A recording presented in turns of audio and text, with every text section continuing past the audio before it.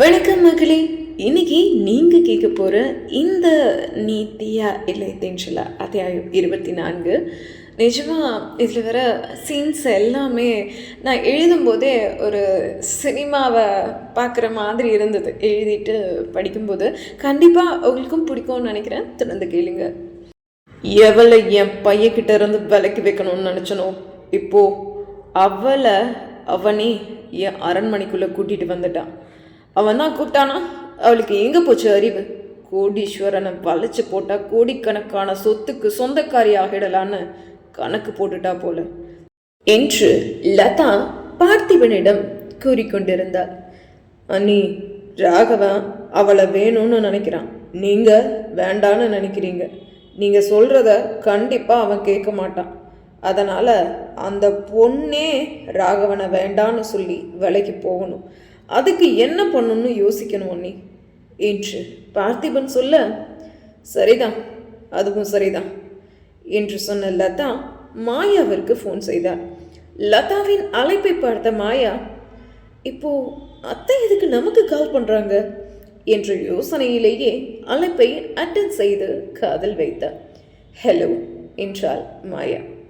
எங்கே இருக்க மாயா என்றாள் லதா. கனடா லதா என்றாள் மாயா.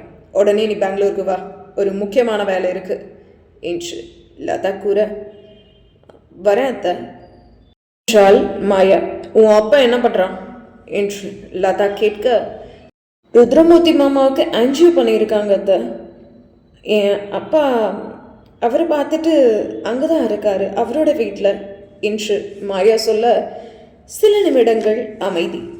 மறுமுனையில் லதாவின் அமைதியை உணர்ந்த மாயா, என்னாச்சு என்று கேட்க, நத்திங், நீ வரும்போது உங்கள் அப்பனையும் கூட்டிட்டு வா என்று லதா சொல்ல, சரிங்கத்த என்று மாயா சொன்ன அடுத்த கணம், அவர் எப்படி இருக்காரு என்று லதா கேட்க, மாமாவா அத்த என்று மாயா கேட்க, எச்சிலை கூட்டி விழுங்கிய லதா, ஆமாம் என்று சொல்ல, நல்லா இருக்கார் அத்தை என்று மாயாவிடம், சரி அப்புறம் கூப்பிட்றேன், சீக்கிரமாக பெங்களூர் வந்து சேரு என்று சொல்லிவிட்டு ஃபோனை வைத்தாள் லதா.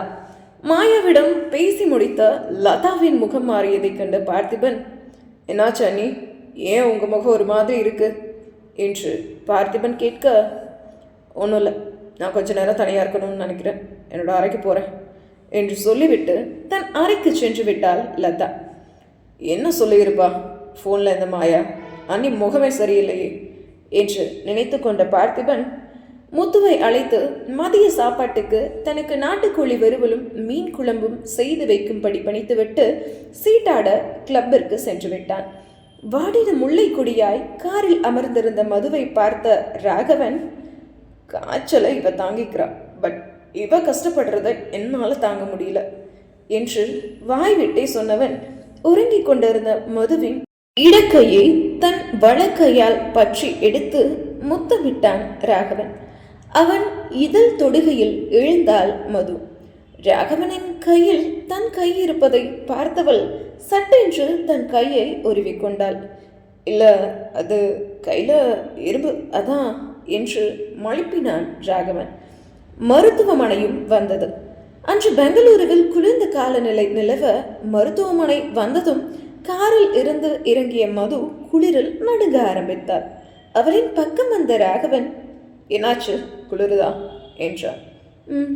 என்றாள் அவள்.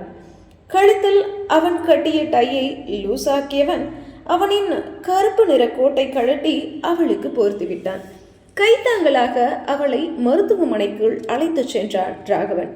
எங்கு சென்றாலும் அவளை பின்தொடர்ந்து வரும் பாடிகார்ட்ஸ் அன்றும் அவனை பின்தொடர ராகவன் மருத்துவமனைக்குள் வருவதை பார்த்ததும் அங்கிருந்த அனைவரும் எழுந்து கொண்டனர். ராகவனின் மருத்துவமனைக்கு போக இன்னும் 1/2 மணி நேர பயணம் செய்ய வேண்டும் என்பதால் வேறொரு மருத்துவமனைக்கு மதுவை அழைத்து வந்திருந்தான் ராகவன். இருந்தாலும் ராகவனின் முகம் அனைவருக்கும் பரிச்சயம் என்பதால் ராகவனுக்கு அந்த மருத்துவமனையில் மரியாதை பலமாக இருந்தது.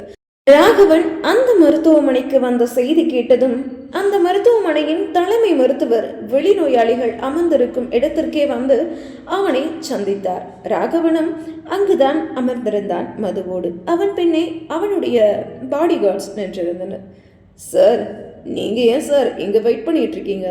வாங்க சார், உள்ள வாங்க என்று மருத்துவர் அழைக்க, இட்ஸ் ஓகே, முன்னாடி இருக்க பேஷண்ட்ஸ் எல்லாம் பாருங்க, நான் பொறுமையாகவே வரேன் என்று ராகவன் சொல்ல, சார் நீங்கள் வாங்க சார், ப்ளீஸ் சார் என்று ராகவனையும் மதுவையும் வலுக்கட்டாயமாக உள்ளே அழைத்து சென்றார் மருத்துவர். அங்கு இன்னொரு மருத்துவர் அமர்ந்திருந்தார். அவர் கொஞ்சம் வயதான மருத்துவர். அவர் ராகவனை பார்த்ததும், வெல்கம் எனர்ஜெட்டிக் யங்மேன், என்ன ஹாஸ்பிட்டல் பக்கம்லாம் என்று அந்த மருத்துவர் கேட்க, அவரின் முன்னே இருந்த இருக்கையில் அமர்ந்த ராகவன், ஷீ இஸ் மது, கொஞ்சம் ஃபீவர், பாடி ஹீட்டாக இருக்குது, இருமல் இருக்குது, கோல்டும் இருக்குது, கொஞ்சம் நடுக்கிறாங்க, கண்ணெல்லாம் ரெட்டாக இருக்குது, பார்க்க டயர்டாக இருக்காங்க, என்னன்னு பாருங்கள் டாக்டர் என்று ராகவன் சொல்ல, மதுவும் மருத்துவரின் பக்கம் அமர்ந்தார். ஷீஸ் மது மட்டும்தானா, இல்லை she's my lower, fiancée, wife அந்த மாதிரி ஏதாவது என்று அந்த மருத்துவர் கேட்க, எஸ் டாக்டர் என்று ராகவன் ஏதோ சொல்ல வர, அதற்குள் மது, நான் அவரோட ஆஃபீஸில் ஒர்க் பண்ணுறேன் சார், அவ்வளோதான் என்று மது சொல்ல, இரண்டு பேரையும் மாறி மாறி பார்த்த மருத்துவர், ஆஃபீஸில் ஒர்க் பண்ணுற பொண்ணுக்கு குளிருதுன்னு தன்னோட கோட்டெல்லாம் கழட்டி போடுவாரா உங்கள் எம்டி என்று அந்த மருத்துவர் கேட்க, ராகவன் மதுவை பார்த்து, இப்போ சொல்லு பதில் என்றவாறு நக்கலாக புன்னகைக்க, மது அவனை முறைத்தாள். ஆன்சர் மீ என்று டாக்டர் கேட்க, ஒரு டாக்டர் இதெல்லாம் ஏன் கேட்குறாரு என்று சந்தேகமாக அவரை பார்த்த மது அவனது கோட்டை கழட்டி கையில் வைத்து கொண்டார். அதன் பின் டாக்டர் அவளை எந்த கேள்வியும் கேட்கவில்லை. அவளை சோதித்துவிட்டு மருந்து சீட்டை எழுதி கொண்டே, சாதாரண ஃபீவர் தான், பயப்படுறதுக்கு ஒன்றும் இல்லை, டேப்லெட் எழுதி தரேன், 2 days சாப்பிட்டா ஃபீவர் போயிடும், உங்கள் அப்பா எப்படி இருக்கான் என்று மருத்துவர் கேட்க, என்ன டாக்டர் சம்மந்தம் இல்லாமல் பேசுகிறாரு என்றபடி மது ராகவனை பார்க்க, அவனது முகமோ இறுகியது. அவனை பார்த்த டாக்டர், என் நண்பன் பாவண்டா, இன்னும் எத்தனை நாளைக்கு இப்படியே இருக்க போகிற, அவனை புரிஞ்சுக்க ட்ரை பண்ணு என்று மருத்துவர் சொல்ல, பதில் ஏதும் இல்லை ராகவனிடம். பெருமூச்சு விட்ட மருத்துவர், சரி சரி, உன் ஃப்ரெண்டுக்கு கல்யாணம் பண்ணலான்னு இருக்கேன், பொண்ணை நீ செலக்ட் பண்ணுறியா இல்லை அவன் தான் செலக்ட் பண்ணுவானா? எதா இருந்தாலும் ராகவனை கேட்டுக்கோங்க அம்மானே, அதான் கேட்டேன் என்று மருத்துவர் கேட்க, அவன் ஒரு பொண்ணை லவ் பண்ணுறான், அவனே உங்ககிட்ட வந்து சொல்லுவான் என்று எழுந்தவன் அவரின் முன்னே இருந்த மருந்து சீட்டை எடுத்துக்கொண்டு மதுவை அழைத்து கொண்டு கிளம்பிவிட்டான். மதுவுக்கு மருத்துவர் பேசியது எதுவுமே விளங்கவில்லை. மதுவுக்கு புரிந்த ஒன்றே ஒன்று, ராகவனுக்கு தாய் மட்டுமல்ல தந்தையும் இருக்கிறார் என்பதுதான். ராகவனோடு காரில் அமர்ந்த மது, உங்களுக்கு அப்பா இருக்காரா என்று அவள் கேட்க, ஆஃபீஸில் வேலை பார்க்குற பொண்ணுக்கு இந்த கேள்வி தேவைதானா என்று பதில் கேள்வி மதுவை பார்த்து ராகவன் கேட்க, அமைதியானால் மது. சிறிது நேர பயணத்தில் ஹோட்டல் ஒன்றில் ராகவனின் கார் நின்றது. இங்கே இரு, வந்துடுறேன் என்றவன் காரில் இறங்கி ஹோட்டலின் உள்ளே சென்றான். தன்னோடு வந்த பாடி கார்ட்ஸை மதுவிற்கு பாதுகாப்பாய் நிற்க சொல்லியவன் ஹோட்டலில் உள்ளே சென்றான். சிறிது நேரத்தில் கையில் இட்லியோடு வந்தான். மது அமர்ந்திருந்த காரை சுற்றி பாடி கார்ட்ஸ் நிற்க, ராகவன் காரின் அருகில் வந்ததும் காரின் கதவை திறந்து விட்டான் ஒரு பாடி கார்ட். ராகவன் கையில் இட்லி தட்டை பார்த்ததும், என்னதுங்க இது என்றாள் மது. விஷம், டாக்டர்கிட்ட என்னோட ஆஃபீஸில் ஒர்க் பண்ணுற பொண்ணுன்னு சொன்னல, அதான் உன்னை விஷம் கொடுத்து கொண்டுடலான்னு இட்லியில் விஷம் தடவை எடுத்துகிட்டு வந்திருக்கேன் என்றபடியே கையில் இருந்த இட்லியை சாம்பாரில் தோய்த்து மதுவின் வாயருகே எடுத்து சென்றான் ராகவன். ஒன்றும் பேசாமல் இதழ்களை விரித்து இட்லியை வாங்கி கொண்டாள் மது. ஹே விஷண்டி, பரவாயில்லையா என்றபடி மறுபடியும் ராகவன் இட்லியை பிட்டு அவளின் வாயருகே கொண்டு செல்ல, இந்த கையால் விஷமே கொடுத்தாலும் சாப்பிட நான் தயார் என்று சொன்னபடியே ராகவனின் மணிக்கட்டை பிடித்து தன் இதழருகே கொண்டு சென்று இட்லியை வாங்கி கொண்டாள் மது. மதுவிடமிருந்து இப்படி ஒரு பதிலை ராகவன் எதிர்பார்க்கவில்லைதான். அதனால் தன்னை மறந்தவன் அவளின் பின்னந்தலையை பிடித்து அவளின் கண்களை ஆள பார்த்தவாறே அவளின் கோவைப்பழ இதழ் மீது அவன் இதழ் பதித்தான். அவனின் இந்த செயலில் விழிகளை விரித்தாள் மது. அதிர்ந்தும் போனாள். மென்மையாய் ஆரம்பித்திருந்த இதழ் மொத்தத்தை வன்மையாய் முடித்திருந்தான் அவன். அவன் அவளை விடுவிக்க தன் வலக்கையால் தன் இதழை மூடி மறைத்தாள் பெண்ணவள். இப்போ மூடி என்ன பிரயோஜனம்? பட் இட்லி இனிக்கும்னு இன்னைக்கு தான் எனக்கு தெரியும் என்று சிரித்தான் அவன். திருவென மொழித்தாள் அவள். ஏன் இப்படி பண்ணீங்க?